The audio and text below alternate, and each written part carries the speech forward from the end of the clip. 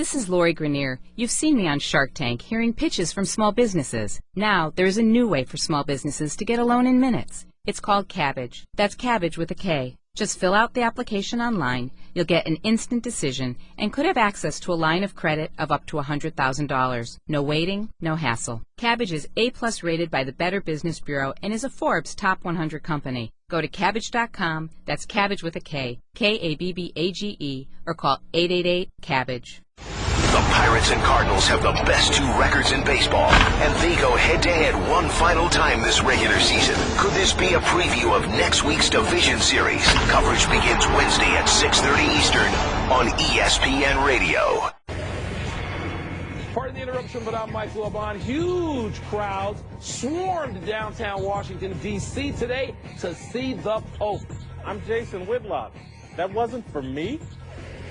Jason, sorry, but, all those streets being closed. I thought that was for me.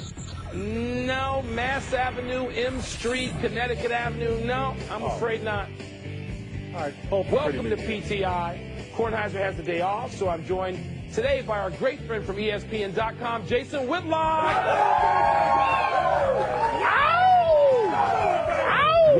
Whitlock, not the Pope, Whitlock. We begin with Kam Chancellor's return to the Seattle Seahawks defense.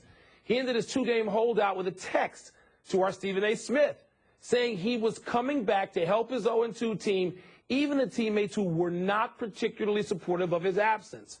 Chancellor mentioned specifically not letting down Marshawn Lynch and said it was time to get back to the big dance. Jason, with no new contract for Chancellor, how could the holdout have been worth it? And is this the move that's going to fix the 0-2 Seahawks? I do think it's going to have a big, dramatic impact on the Seahawks. I do think that Kam Chancellor proved his point, but won't receive a dollar this year for proving that point. But I do think he has set himself up for next year. He just set out and they went 0-2, and they look like a different team and a different defense without him. Richard Sherman struggling a bit. I think he certainly proved his point. I think he will make a difference for that football team. And I think it'll be interesting, though, the locker room chemistry moving forward, because there are some lines being drawn in the sand here, in my opinion. Yeah, there's some guys who did not like him being gone. And, Jason, that was kind of surprising because, as you know, usually guys, even if they don't agree with the stance, they'll say it's business because they know they have their own particular situations other teammates may not agree with. Look, I think it's going to go a great distance toward fixing the Seahawks. First of all, not that much is wrong. They lost a couple of games. They could have won each of their first two games. They got the Bears coming in, so that's an automatic W. That's your NFL homecoming opponent right now in Seattle this Sunday afternoon. That's a W. And so they can feel good. They can figure out but I'm like you, Jason. I think the locker room chemistry thing, which is really a more difficult thing to gauge in pro football locker rooms because there's so many guys, I think that's the X factor. But I don't think he's going to get – that's a lot of money, Jace. It can't be worth it financially. He gave up more than $500,000 he ain't getting back. He made a mistake. But in the short term, I do think in the long term, though, this is going to pay off for him. Maybe not in Seattle. Seattle next offseason may have to move Kam Chancellor because, trust me, next year if this isn't addressed, after he just not only will he do it again, it won't be 2 games and no one's going to talk him out of it. He's going to sit out and prove his point. And they may learn the move to make is move him, get better pieces, try to make up for him in other ways, help that offense out a little bit more. You're probably right. Rather than honor the 50th anniversary of the Super Bowl by painting the 50-yard line markers gold like 31 other NFL teams, the Oakland Raiders have apparently decided to honor the memory of their legendary owner, Al Davis, by refusing to cooperate with the league. Wilbon, you love to tweak the NFL. You good with the Raiders here? Yes.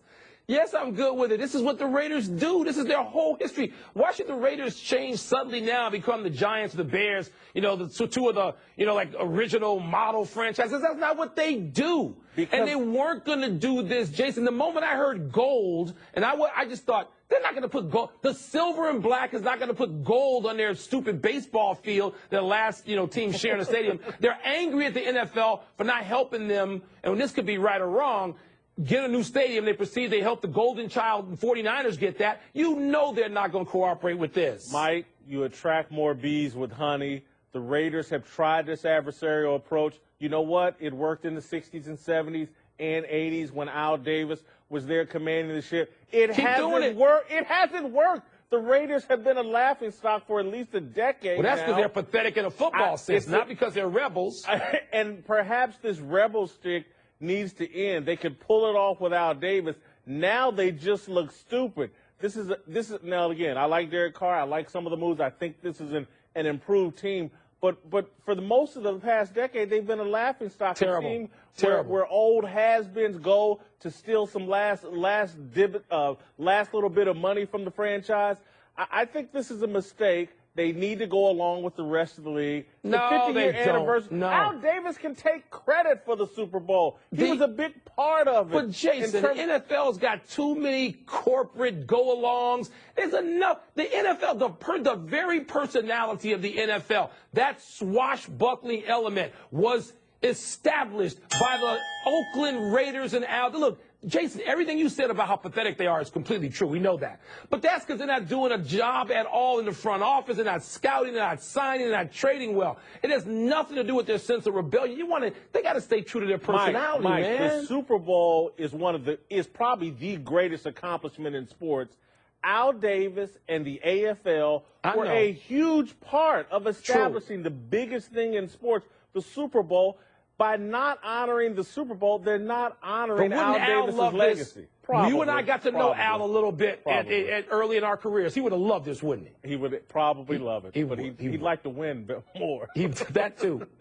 Jets coach Todd Bowles reiterated he'll stick with Ryan Fitzpatrick at quarterback even when Geno Smith and his broken jaw are ready to return.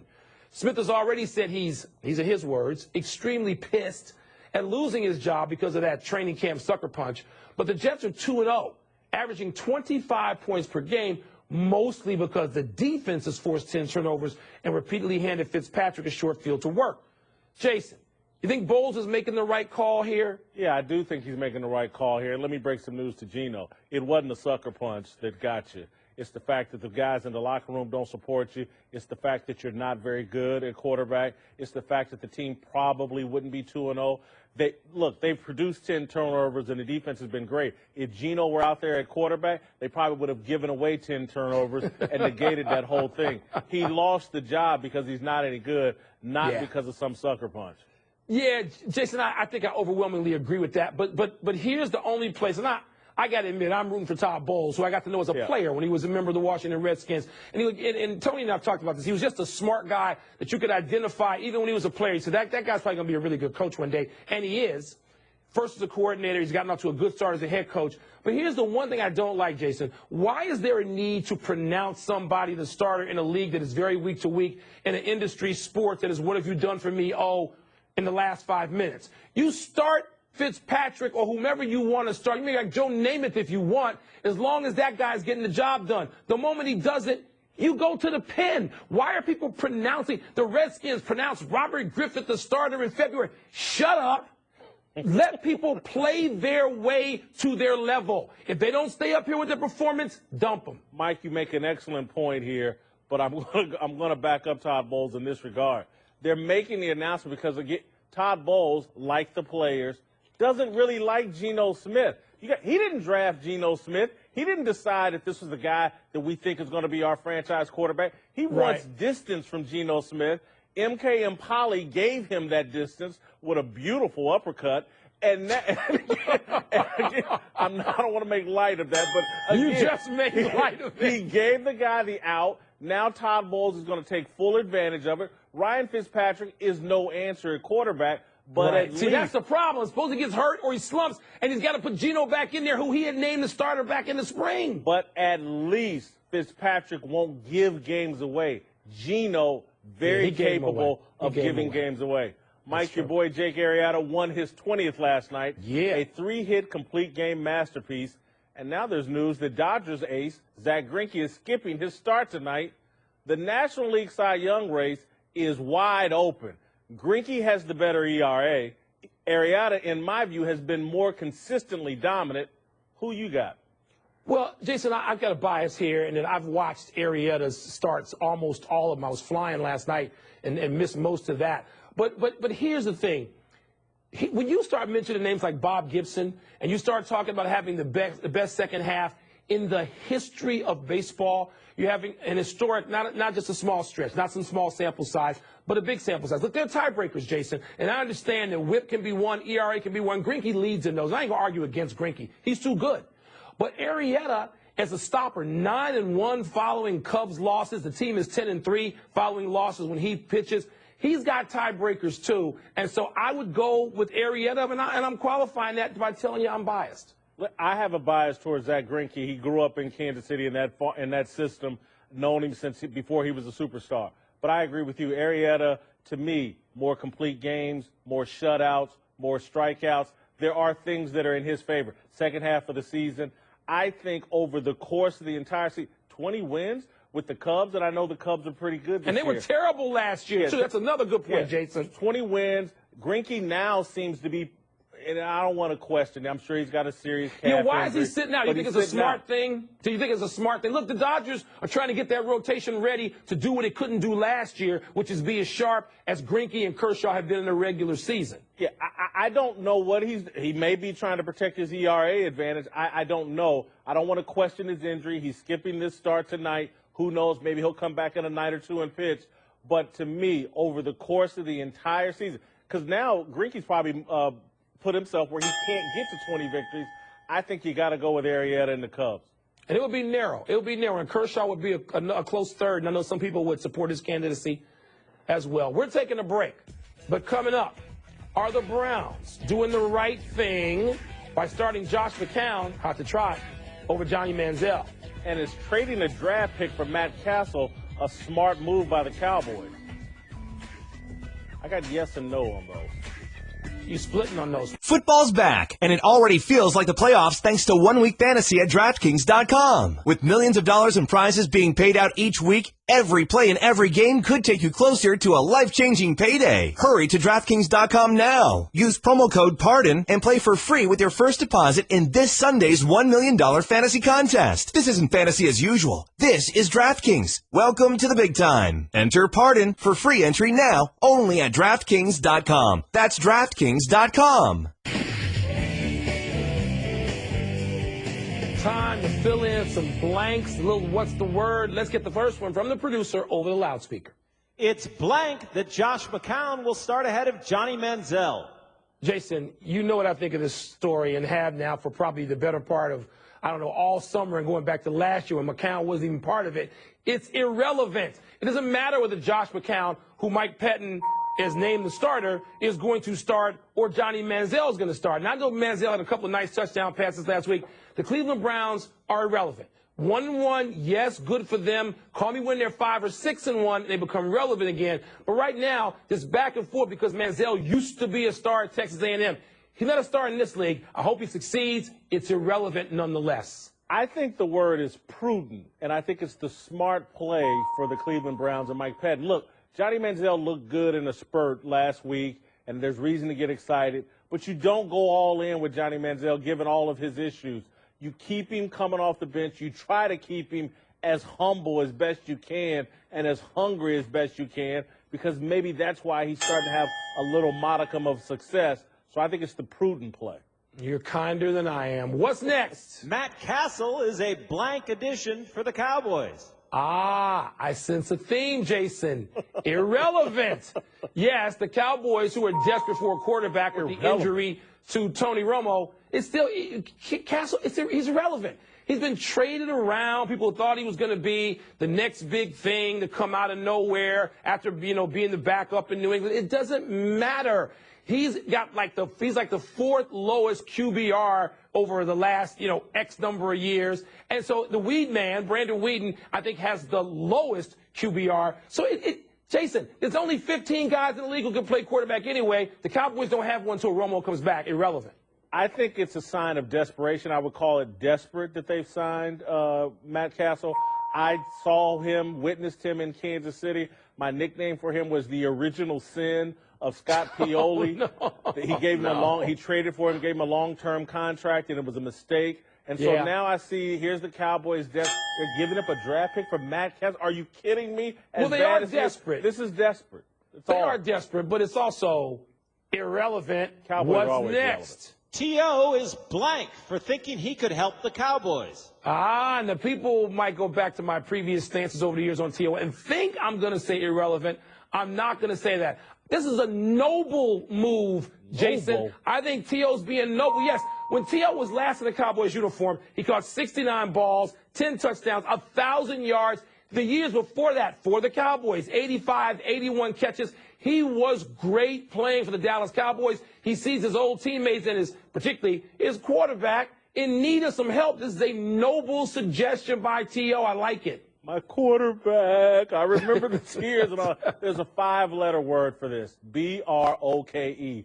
He's broke. No, come on. That's why he's doing this. If you remember when he was in Dallas, he had his publicist. There's 50 million reasons for T.O. to blah, blah, blah. Well, now he's got 50 million new reasons, and they all probably are in bankruptcy, is the reason why he has to come back for the Cowboys. Listen, I have some sympathy for Terrell Owens and a lot of athletes that the only thing they have to offer the world is their athleticism, and that's why at 41, when he's clearly washed up, he's still trying to play football, but he's got no shot here.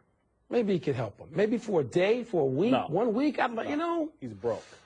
What's next? I hope you're wrong. What's Last next? one. It took blank for Ned Yost to change his closer this late in the season. Jason, it took panic. I mean, when you change your closer this late, the Royals are 7-13 this month. This is not the way they want to go in. They're looking up right now at the Cardinals, the Pirates, the Cubs, if they ever got that far. Even the teams in the American League, Toronto and the Yankees in some ways, because they played so poorly for a month. But you're closer to this situation in your Kansas City ties. You agree with me? Never question Ned Yost after last season. We went through this all last year. Everyone wanted to call Ned Yost a joke, and he took them all the way to the World Series and 1 run away from actually winning the whole thing or forcing it to extra innings. Look, this is common sense. Ned Yost, and the reason why it took so long is because this whole team is built around Kelvin Herrera, Greg Holland, and Wade Davis, a 3-headed monster that he unleashed in the 7th, 8th, and 9th inning. And so he didn't want to give up on Holland as his closer. Now he has no choice, and it's only common sense to go with Wade Davis. His ERA has been incredible. Yeah. Holland hasn't been healthy. Common sense. Is it going to work? Are they going to get their mojo back? They look pretty pathetic right now, Jason. I'm not going to second-guess Ned Yost if they make it to the – they were a wild card last year and made it all the way to the World Series. And, again, all the way to the last inning. I'm not going to give up on Ned Yost and the Royals. Wade Davis has been dominant and good. He'll do well as a closer.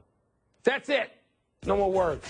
Let's take one last break, but still to come, we'll tell you why Chip Kelly and the Eagles might be in even more trouble heading into Week 3. And is it smart of the Saints to put an injured Drew Brees back behind center? He's probably pushing it. He wants to play. He wants to be out there. Yeah, they need a victory bad. And now, for Geico's edition of Stuff Found in Your Car, we go inside your side door pocket. Hello, yes, the crumpled receipt with gum in it. From your anniversary dinner, you sprang for expensive wine, your server was Beth. That dinner was a couple $100. Money you could get back if you switched to Geico and saved hundreds of dollars on your car insurance. I bet you'd save that receipt. Frame it even. But really, where did I go wrong? Was it the corkage fee? Geico. 15 minutes could save you 15% or more on car insurance. Visit geico.com today. Time to get happy, people. A rare double happy birthday. Happy 57th to Marvin Lewis, 53rd to John Harbaugh. The coaches of the Bengals and Ravens, respectively, face each other Sunday in a rather large division matchup.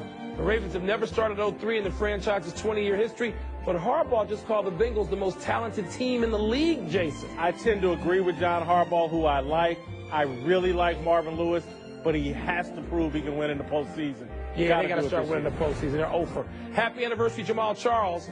On this day 3 years ago, you rushed for 233 yards, including a 91-yard touchdown. In the offseason, Charles described himself as the LeBron of the NFL. But those 2 lost fumbles, including the one that blew Thursday's game, those were not championship quality, Jace. Listen, shouldn't have compared himself to LeBron James. Should have compared himself to Gale Sayers, your guy. The Kansas Comet. A melancholy happy trails to Yogi Berra, who died of natural causes last night at 90. 69 years to the day after he made his Major League debut in a career that would feature 3 MVPs, 18 All-Star games, and most importantly, 10 World Series championships. He's played in more World Series games than any major leaguer ever, And, of course, there are the Yogiisms, the most famous of which has to be, it ain't over till it's over. When baseball was still the national pastime and pro football was merely a little something to do after the World Series, Berra was one of the game's greatest and most famous athletes, playing for what was the most famous sports franchise in the world. Listen, for a baseball outsider like me, when I think of Yogi Berra, it's kind of a shame. I think of the giggles and the laughs. When you look at his statistics, 1950, 656 plate appearances, just 12 strikeouts, an incredible player. Doesn't get enough credit, in my opinion. Monster numbers, great catcher, one of the all-timers, Jason. No errors today, so let's go to the big finish. DeMarco Murray left Eagles practice early with a hamstring injury. He's going to have an MRI. This is a big deal, isn't it, Jace? I don't know. Who's going to get to replace that negative 1 yard per carry average? Drew Brees intends to play against the Panthers on Sunday. Good idea. Only if he doesn't have any more trouble with that shoulder. Jason Day joked it's like Jordan Spieth and Rory McIlroy had a baby and he's it. What in the world does that mean, and do you have him winning this weekend? I got him winning every weekend. It means he's the best player right now. Julius Randle tells the LA Daily News he's absolutely sees himself averaging a double-double this season. Do you? He ought to average 10 points and 10 rebounds. I'm a little skeptical about that, Jason. Last one, early prediction, your Ball State and my Northwestern Wildcats Saturday night. I know who you got. I'm going to be very humble about this. I think we'll compete. I think we'll do a great job. I hear you guys are pretty good. Are you sandbagging? Like our young quarterback. Love our wide receiver, Kevon Maybon. We're out of time. Thanks for watching. I'm Jason Whitlock. I'm Mike Wilbon. Same time tomorrow, Knuckleheads. Check out the PTI podcast on iTunes. Did I mention my favorite linebacker, Sean Wiggins? Ball State football. PTI. This is Lori Grenier. You've seen me on Shark Tank. I'm always hearing from business owners who just can't get the money they need to grow. It's time for funding to catch up to the 21st century. It's time for Cabbage. Fill out the application online and you'll get a decision in minutes and could have access to a line of credit of up to $100,000. No waiting, no hassle. Cabbage is the real deal, A+ rated by the Better Business Bureau and twice a Forbes Top 100 company. So go to Kabbage.com. That's Cabbage with a K, Kabbage, or call 888-CABBAGE. The Pirates and Cardinals have the best two records in baseball, and they go head-to-head one final time this regular season. Could this be a preview of next week's division series? Coverage begins Wednesday at 6:30 Eastern on ESPN Radio.